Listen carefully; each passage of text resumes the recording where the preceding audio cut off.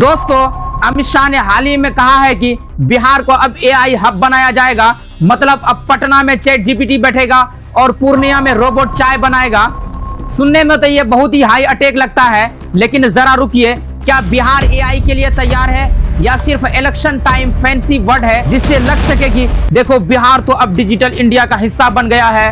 अब फैक्ट देखते हैं। नीति आयोग की रिपोर्ट से कहती है कि बिहार में बेरोजगारी लगभग 3.9% है, लेकिन असल आंकड़ा इससे कई बड़ा है, क्योंकि यहाँ अंडर एम्प्लॉयमेंट बहुत है, यानी लोग नौकरी में है पर काम नहीं है। अब आप ही सोचिए, जहां आज भी बच्चे बिजली और इंटरनेट की लड़ाई लड़ रहे हैं, वहां एआई हब बनना थोड़ा सपना ज्यादा, हकीकत कम नहीं लगता। यहाँ एक बड़ा सवाल है, अगर एआई हब बन भी गया तो उसमें काम कौन करेगा? बिहार के लोगों की अंग्रेजी भाषा पर पकड़ अक्सर कमजोर होती है, जो टेक इंडस्ट्री और ग्लोबल एआई वर्कफोर्स के लिए बहुत जरूरी है। अगर हमने अभी से शिक्षा की नींव को मजबूत नहीं किया और खासकर स्कूलों में टेक्निकल एजुकेशन और इंग्लिश कम्युनिकेशन पर ध्यान नहीं दिया, तो ये एआई हब दूसरे राज्यों के लिए स्किल वर्कर से भर जाएगा। हमें ऐसी स्थिति से बचना होगा कि एआई अब बिहार में बने पर काम करने वाले बाहर के हों। एआई का मतलब है ऑटोमेशन, मशीन लर्निंग रोबोट्स, मतलब मशीनें वो काम करेगी जो इंसान करते थे।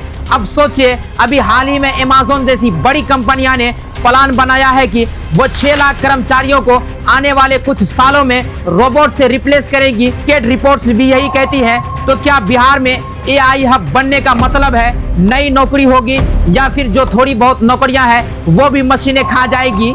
बिहार की इकोनॉमी एग्रीकल्चर और स्मॉल बिजनेस पर टिकी है। यहाँ अब तक इंडस्ट्रियल बेस बहुत कम है, तो जो लोग यहाँ खेती, मजदूरी या ठेके पर काम करते हैं, क्या वो एआई इंजीनियर बन जाएंगे? क्या सरकार ने स्किल डेवलपमेंट की कोई योजना शुरू की है जो एआई वर्कफोर्स बनाएगा? अगर नहीं, तो ये एआई हब रियल डेवलपमेंट से ज्यादा इलेक्शन मार्केटिंग वर्ड बन जाता है। थोड़ा डिजिटल इंडिया वाला स्लोगन, लेकिन लोकल ग्राउंड मिसिंग।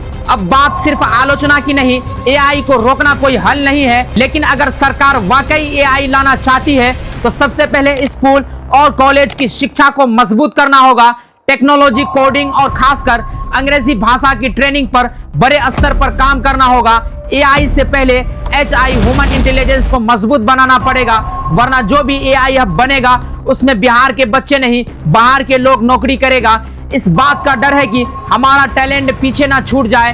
तो सवाल यही है दोस्तों, क्या बिहार एआई के लिए तैयार है, या फिर ये भी एक प्री इलेक्शन टैग जर्गन है जो जनता को फ्यूचर के सपने दिखाकर प्रेजेंट की बेरोजगारी छुपा दे? कमेंट में बताओ, एआई हब से बिहार को फायदा होगा या नुकसान? वीडियो को शेयर करो ताकि लोग सोचे विकास का मतलब सिर्फ टेक्नोलॉजी नहीं बल्कि तैयारी भी होती है।